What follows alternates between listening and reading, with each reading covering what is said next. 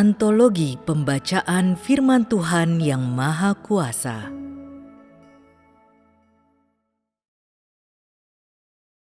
Penafsiran rahasia Firman Tuhan kepada seluruh alam semesta, bab 44 dan 45.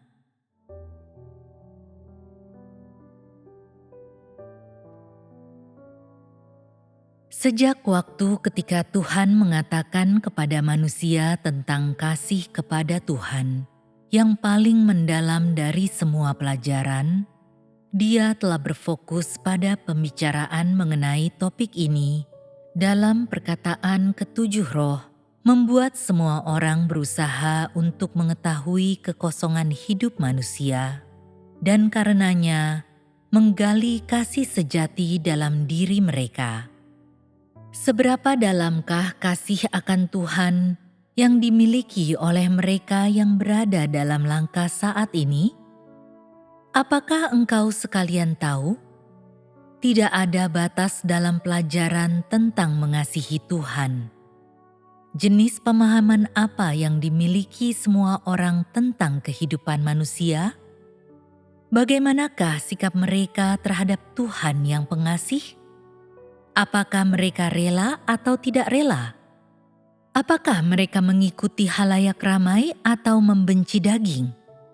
Semua itu haruslah jelas bagimu sekalian dan haruslah engkau pahami. Apakah benar-benar tidak ada apa-apa dalam diri manusia? Aku ingin manusia benar-benar mengasihi aku, tetapi hari ini manusia masih membuang-buang waktu, tidak mampu memberikan kasih sejati mereka kepadaku.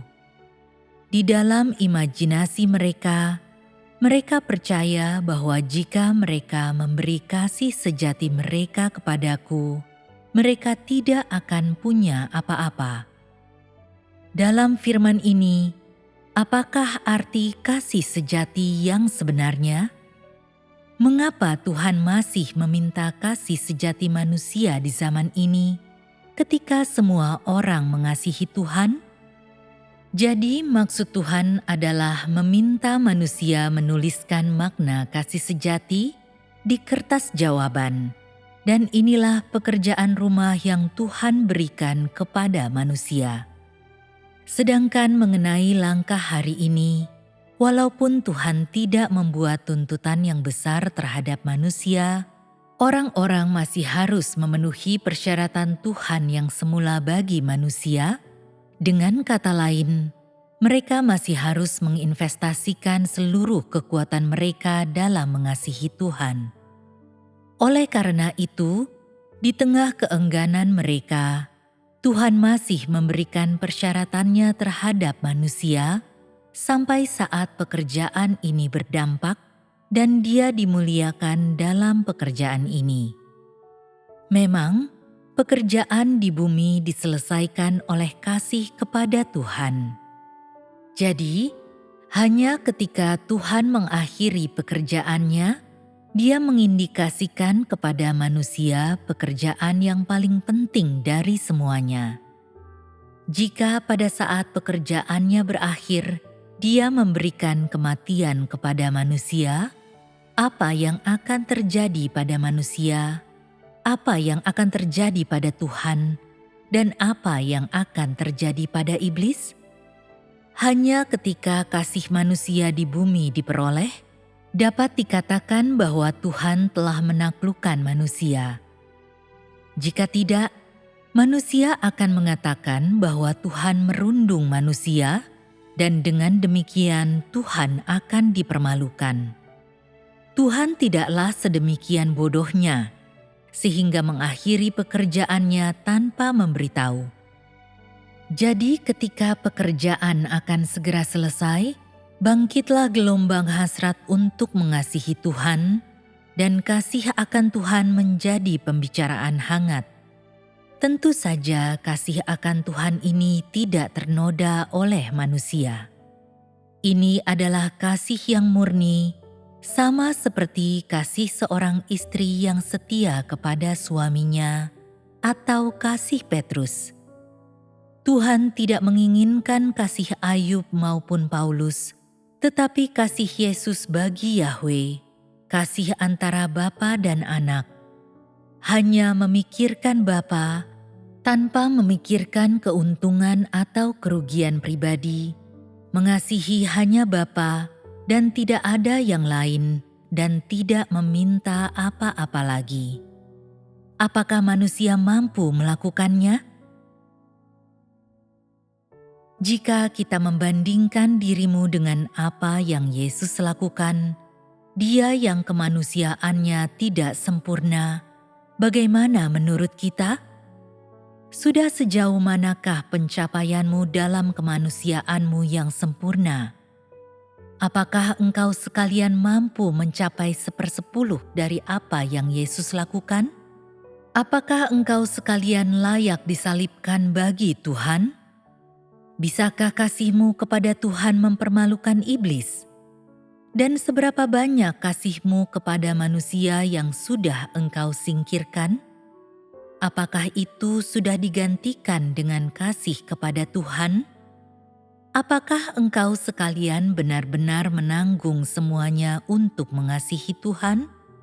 Pikirkan sejenak tentang Petrus yang hidup di masa lalu, kemudian pandanglah dirimu yang hidup di masa kini. Benar-benar ada perbedaan yang besar. Engkau sekalian tidak layak berdiri di hadapan Tuhan. Di dalam diri engkau semua, apakah ada lebih banyak kasih bagi Tuhan atau lebih banyak kasih bagi iblis? Ini seharusnya bergantian ditempatkan di kiri kanan neraca agar bisa terlihat mana yang lebih tinggi. Berapa besar sebenarnya kasih bagi Tuhan dalam dirimu sekalian? Apakah engkau sekalian layak mati di hadapan Tuhan? Alasan mengapa Yesus mampu berdiri di salib adalah karena pengalamannya di bumi cukup untuk mempermalukan iblis. Dan hanya karena alasan ini, Bapa dengan berani mengizinkannya melengkapi tahap pekerjaan itu. Ini dikarenakan kesulitan yang dia derita dan kasihnya akan Tuhan. Namun engkau sekalian sangat tidak layak. Oleh karena itu, engkau sekalian harus terus mengalami, mencapai tahap memiliki Tuhan di dalam hatimu, dan tidak ada yang lain. Bisakah engkau sekalian mencapai ini? Dari sini bisa terlihat seberapa besar engkau membenci Tuhan dan seberapa besar engkau mengasihi Tuhan. Bukannya Tuhan terlalu menuntut manusia, tetapi manusia tidak bekerja keras. Bukankah inilah kenyataan dari situasi ini? Jika tidak, berapa banyak hal-hal penuh kasih yang engkau temukan dalam diri Tuhan? Dan berapa banyak hal-hal yang mendatangkan kebencian yang engkau temukan dalam dirimu sendiri? Engkau seharusnya memikirkan hal-hal ini baik-baik. Adalah adil bila dikatakan hanya sedikit orang di bawah langit yang mengasihi Tuhan. Tetapi bisakah engkau menjadi pelopor, memecahkan rekor dunia dan mengasihi Tuhan? Tuhan tidak meminta apa-apa dari manusia. Tidak bisakah manusia memberinya rasa hormat dalam hal ini? Apakah engkau tidak mampu bahkan untuk mencapai hal ini? Apalagi yang harus dikatakan?